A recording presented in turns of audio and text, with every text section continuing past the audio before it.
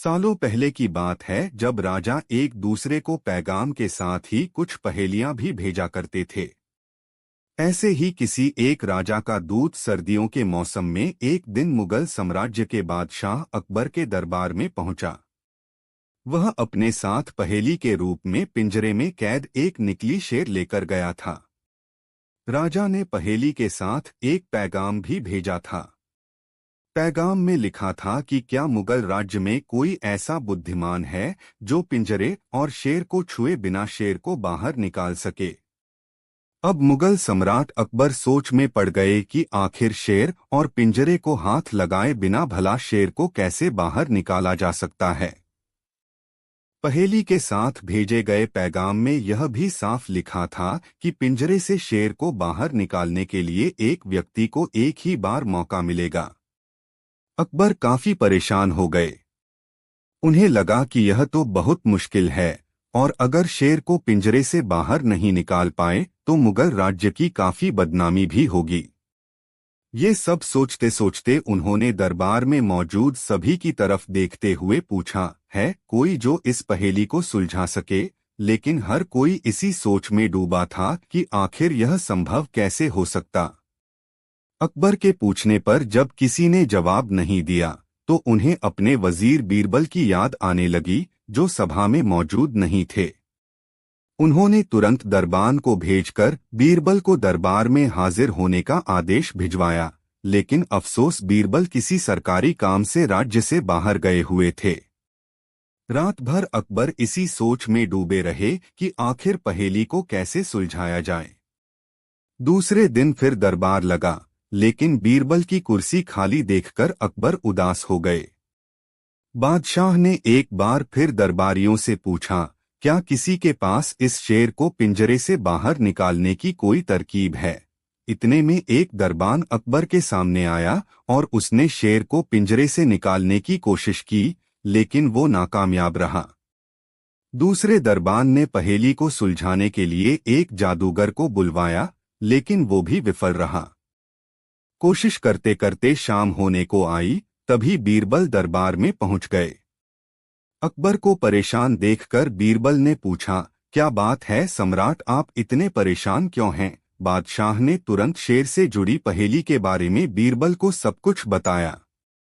अकबर ने बीरबल से पूछा, क्या तुम इस शेर को पिंजरे से बाहर निकाल सकते हो। बीरबल ने कहा, हाँ मैं कोशिश कर सकता हूँ। अकबर बहुत खुश हुए, क्योंकि मुगल साम्राज्य में बीरबल के जैसा बुद्धिमान और चतुर दूसरा कोई नहीं था।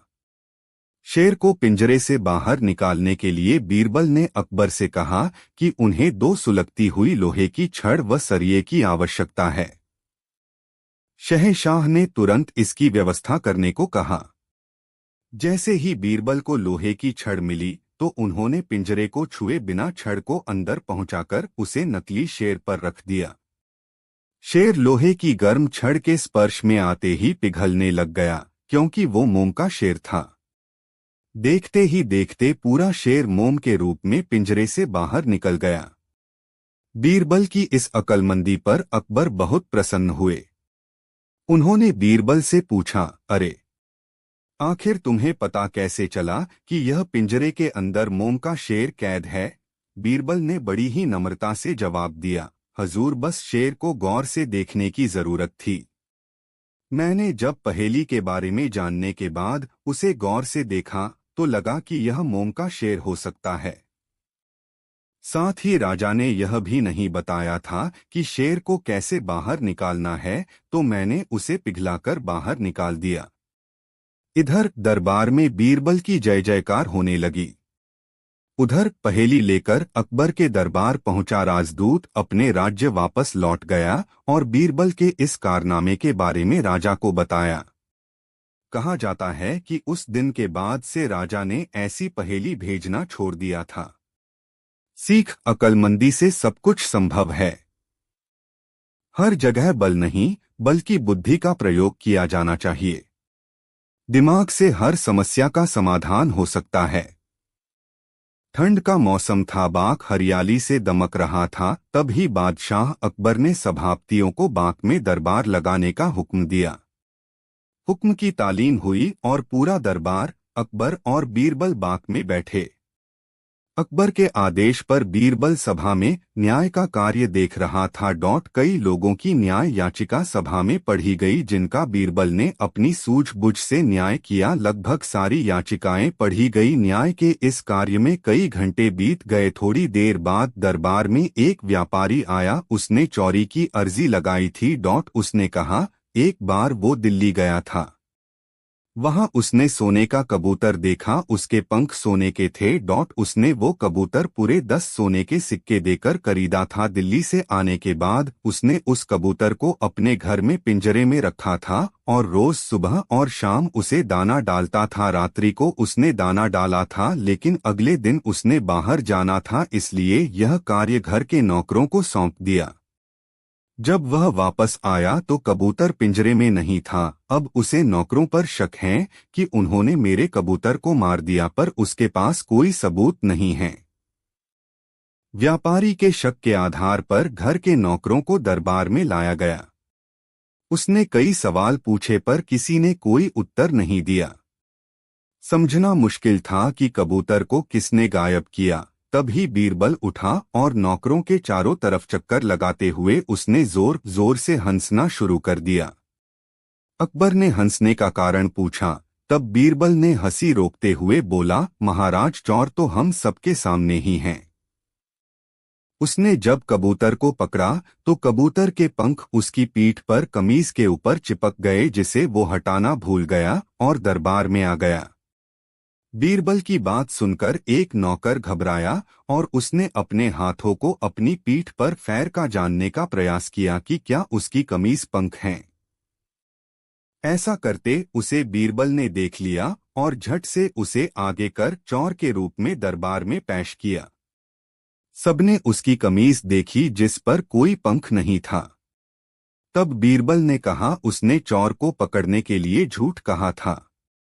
उसे पता था जिसने चोरी की है वो जरूर अपनी पीठ की तरफ अपने हाथ बढ़ाएगा और अन्य नौकर सहजता से दरबार में खड़े रहेंगे, और वही हुआ। इस तरह बीरबल ने सोने के कबूतर की चोरी का न्याय किया, जिसे देखकर फिर से अकबर ने बीरबल की तारीफ की और सभी दरबारियों का चेहरा उतर गया। मुगल शासक जलालुद्दीन मोहम्मद अकबर और उनके मुख्य सलाहकार बीरबल महेश दास की कहानियां खूब प्रसिद्ध है। हम सभी बचपन से ही अकबर और बीरबल की कहानियां और किस्से सुनते आए हैं। अकबर बीरबल के मजेदार वार्तालाप, खट्टी मीठी नोकझोंक और घटनाओं को किस्से कहानियों से रूप में पिरोकर सालों साल सुनाया जाता रहा है। पीढ़ी दर पीढ़ी अकबर बीरबल की कहानियां और किस्से विकसित होती रही है। आज अकबर बीरबल के किस्से में आपको बताएंगे एक ऐसी कहानी के बारे में जिसमें बीरबल यह साबित कर देते हैं कि दुनिया में देखने वालों से अधिक संख्या अंधों की है। एक बार किसी बात को लेकर अकबर और बीरबल चर्चा कर रहे थे। तभी अकबर बीरबल से बोले कि दुनिया में हर 100 में एक व्यक्ति अंधा है।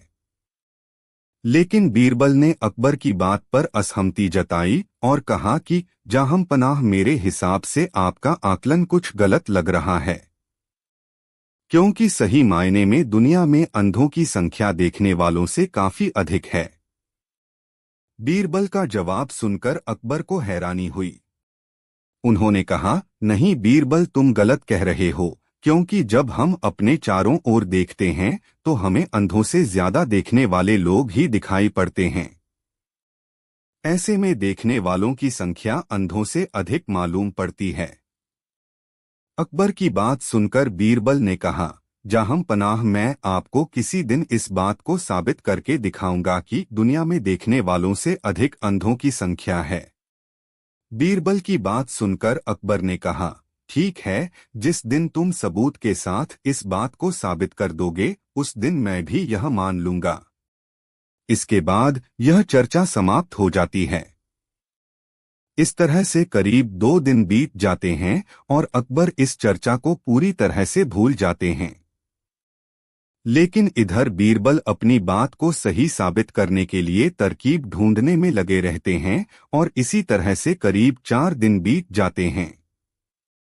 इस बीच बीरबल को एक तरकीब सूझती है और वो 2 मुनीम के साथ बाजार जाते हैं। इसके बाद बीरबल कुछ सिपाहियों को एक चारपाई की चौखट और उसे बुनने के लिए रस्सी लाने को कहते हैं। इसके बाद बीरबल अपने दोनों मुनीमों से कहते हैं कि आप दोनों में एक मेरे दाएं और एक बाएं तरफ बैठ जाएं। दाएं बैठ हुए मुनीम को वो आदेश देते हैं कि आप राज्य में मौजूद अंधों की सूची तैयार करेंगे और बाएं मुनीम से कहते हैं कि आप देखने वालों की सूची तैयार करेंगे। बीरबल का आदेश मिलते ही दोनों मुनीम अपने काम पर लग जाते हैं और इधर बीरबल चारपाई बुनने का काम भी शुरू कर देते हैं। इस तरह से बीरबल को बीच बाजार में चारपाई बुनते हुए देख धीरे धीरे लोगों की भीड़ जमा होने लगती है। भीड़ में से एक आदमी बीरबल से कहता है, आप ये क्या कर रहे हैं? लेकिन बीरबल सवाल का कोई जवाब नहीं देते और अपने दाएं बैठे मुनीम को इशारा करते हैं कि इस आदमी का नाम वो अंधे की सूची में लिख लें। इस तरह से जैसे जैसे समय बीतता जाता है, लोगों की संख्या भी बढ़ती जाती है। बाजार में आने वाले सभी लोग बीरबल को देख अपनी जिज्ञासा शांत करने के लिए उससे यही सवाल पूछते हैं कि आप ये क्या कर रहे हैं? इसी के साथ बीरबल अपने दाएं मुनीम को भी इशारा देकर ऐसा सवाल पूछने वालों का नाम अंधों की सूची में लिखवा देते हैं। इसके बाद एक आदमी आता है और बीरबल से पूछता है कि आप इतनी धूप में बीच बाजार में चारपाई क्यों बन रहे हैं? अब बीरबल बाएं ओर बैठे मुनीम को ऐसा सवाल पूछने वाले का नाम देखने वाले की सूची में लिखने का इशारा करते हैं। बीरबल के इस तरह के बाजार में चारपाई बुनने की खबर अकबर को भी लग जाती है और अकबर भी बाजार पहुंचते हैं। अकबर भी बीरबल से ही सवाल करते हैं कि बीरबल यह तुम ये क्या कर रहे हो? अकबर का सवाल सुनते ही बीरबल अपने दाएं ओर बैठे मुनीम से कहते हैं कि जाहंपनाह अकबर का नाम अंधों की सूची में लिख दें। बीरबल की बात सुनकर अकबर को गुस्सा आ जाता है और वे कहते हैं कि बीरबल मैं अंधा नहीं हूँ, मेरी आंखें बिल्कुल ठीक है और मैं सब कुछ देख सकता हूँ। फिर तुम मेरा नाम अंधों की सूची में क्यों लिखवा रहे हो? इसके बाद बीरबल कहते हैं कि जाहंपनाह अगर आप देख रहे हैं कि मैं चारपाई बन रहा हूँ तो फिर भी आपने ऐसा सवाल क्यों किया कि मैं क्या कर रहा हूँ? ऐसा सवाल तो केवल एक अंधा आदमी ही पूछ सकता है। अकबर ने कहा, बीरबल तुम कुछ भी कर सकते हो। बीरबल की बात सुनकर अकबर को याद आ जाता है कि वे कुछ दिन पहले हुई चर्चा को सच साबित करने के लिए ये सब कर रहे हैं। इतने में अकबर मुस्कुराने लगते हैं और बीरबल से कहते हैं कि तो फिर बताओ कि देखने वालों की संख्या अधिक है या अंधों की? बीरबल कहते हैं, जाहंपनाह मैंने तो पहले ही कहा था कि दुनिया में देखने वालों से अधिक अंधों की संख्या है और मैंने जो सूची तैयार करवाई है उसमें भी यही बात सच साबित होती है। बीरबल की बात सुनकर अकबर हंसने लगते हैं और कहते हैं कि बीरबल तुम अपनी बात को सच साबित करने के लिए कुछ भी कर सकते हो। अकबर बीरबल की इस कहानी से यह सीख मिलती है कि कई बार हम भी ऐसे मूर्खतापूर्ण सवाल पूछकर अंधे बन जाते हैं। मूर्खतापूर्ण सवाल पूछने वाला व्यक्ति भले ही अंधा न हो लेकिन वह अंधे के समान ही होता है। अकबर बादशाह को बीरबल से मजाक करने की कहानी।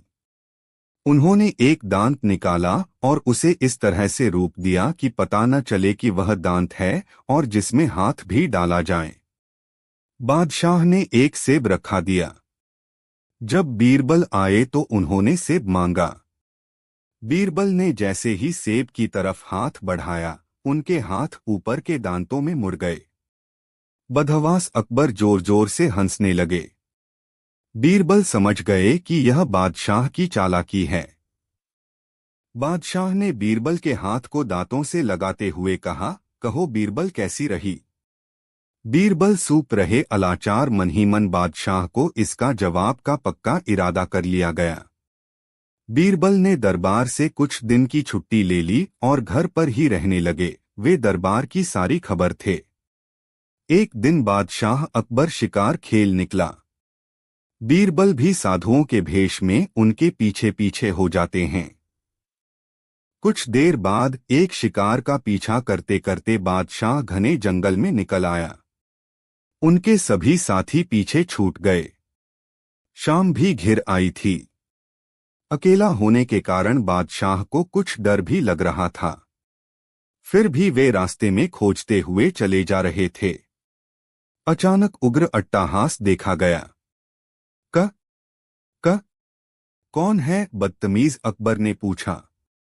मैं इस जंगल का राक्षस हूं और तुम्हारी खबर लेने आया हूं। मेरा क्या कसूर है? बादशाह ने साधु से पूछा। तू यहाँ का शासक प्रजा पर जुल्म करता है, इसकी सजा जरूर मिलेगी। मुझे इस बार माफ कर दो, अगली बार तुम्हें शिकायत नहीं मिलेगी। माफी मिल सकती है अगर तू मेरा जूता अपने सिर पर ले ले। मुझे आइडिया है, आप सूट दे दीजिए। बाद में बादशाह के सामने एक प्रसिद्ध युगल ज्ञान गिर पड़े। बादशाह ने उन जूतों को उठाया और सिर पर हाथ चला दिया। जंगल से बाहर सूर्योदय बादशाह ने उन जूतों को फेंका और बिना पीछे देखे महल की तरफ दौड़ पड़े। जैसे तैसे वे महल में पहुंचे, तब कहीं व्यापारी जान में जान आई। अगले दिन जब दरबार लगा तो बीरबल भी दरबार में उपस्थित थे। बीरबल को देखकर बादशाह को फिर हुआ मजाक संगता। उन्हें गलत कहने के उद्देश्य से कहा गया, कहो बीरबल, दांते का सेब मिला। हुजूर, जंगल के राक्षस ने क्या कहा? बीरबल ने उत्तर दिया। इससे आश्चर्यचकित होकर बादशाह अकबर झेंप गए।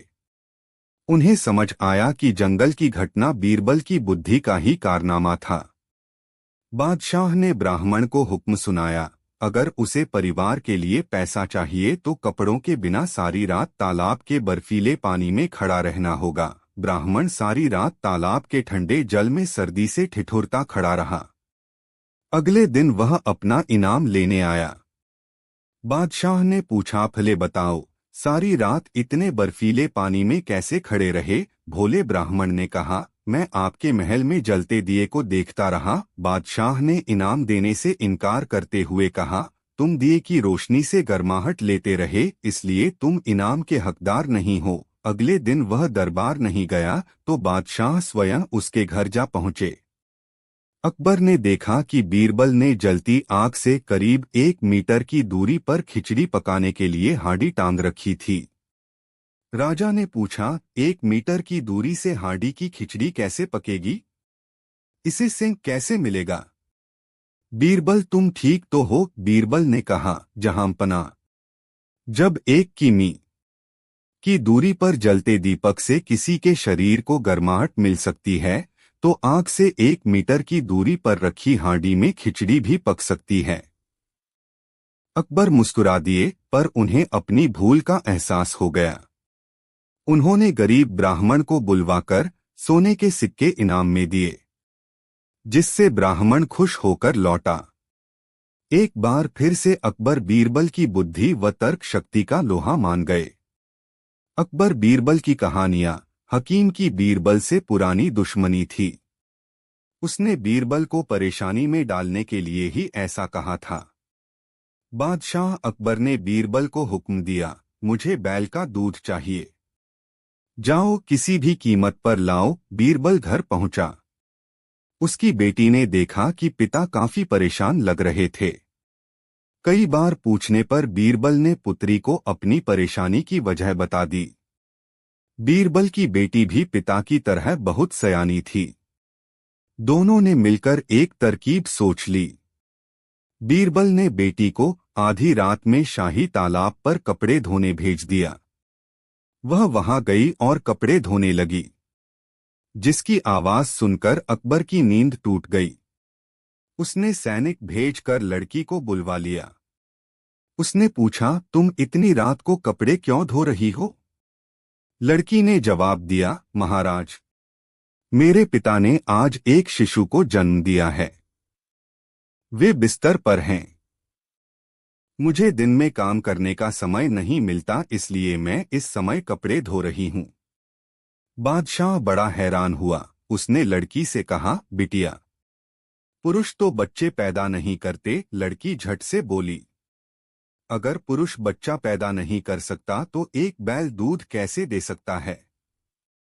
बादशाह अकबर समझ गए कि हकीम ने बीरबल को नीचा दिखाने के लिए ही यह चाल चली थी। उन्हें अपने ऊपर भी शर्म आई कि वे किस तरह हकीम की बातों में आकर उल्लू बन गए। हकीम को अपने इस बर्ताव के लिए सजा दी गई। अकबर ने बीरबल की चतुराई की प्रशंसा की। हकीम की बीरबल से पुरानी दुश्मनी थी। उसने बीरबल को परेशानी में डालने के लिए ही ऐसा कहा था। बादशाह अकबर ने बीरबल को हुक्म दिया, मुझे बैल का दूध चाहिए। जाओ, किसी भी कीमत पर लाओ। बीरबल घर पहुंचा। उसकी बेटी ने देखा कि पिता काफी परेशान लग रहे थे। कई बार पूछने पर बीरबल ने पुत्री को अपनी परेशानी की वजह बता दी। हकीम की बीरबल से पुरानी दुश्मनी थी। उसने बीरबल को परेशानी में डालने के लिए ही ऐसा कहा था। बादशाह अकबर ने बीरबल को हुक्म दिया, मुझे बैल का दूध चाहिए। जाओ, किसी भी कीमत पर लाओ। बीरबल घर पहुंचा। उसकी बेटी ने देखा कि पिता काफी परेशान लग रहे थे। कई बार पूछने पर बीरबल ने पुत्री को अपनी परेशानी की वजह बता दी। बीरबल की बेटी भी पिता की तरह बहुत सयानी थी।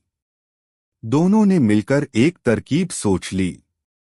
बीरबल ने बेटी को आधी रात में शाही तालाब पर कपड़े धोने भेज दिया। वह वहां गई और कपड़े धोने लगी। जिसकी आवाज सुनकर अकबर की नींद टूट गई। उसने सैनिक भेजकर लड़की को बुलवा लिया। उसने पूछा, तुम इतनी रात को कपड़े क्यों धो रही हो? लड़की ने जवाब दिया, महाराज, मेरे पिता ने आज एक शिशु को जन्म दिया है। वे बिस्तर पर हैं। मुझे दिन में काम करने का समय नहीं मिलता, इसलिए मैं इस समय कपड़े धो रही हूं। बादशाह बड़ा हैरान हुआ। उसने लड़की से कहा, बिटिया, पुरुष तो बच्चे पैदा नहीं करते। लड़की झट से बोली, अगर पुरुष बच्चा पैदा नहीं कर सकता तो एक बैल दूध कैसे दे सकता है? बादशाह अकबर समझ गए कि हकीम ने बीरबल को नीचा दिखाने के लिए ही यह चाल चली थी। उन्हें अपने ऊपर भी शर्म आई कि वे किस तरह हकीम की बातों में आकर उल्लू बन गए। हकीम को अपने इस बर्ताव के लिए सजा दी गई। अकबर ने बीरबल की चतुराई की प्रशंसा की।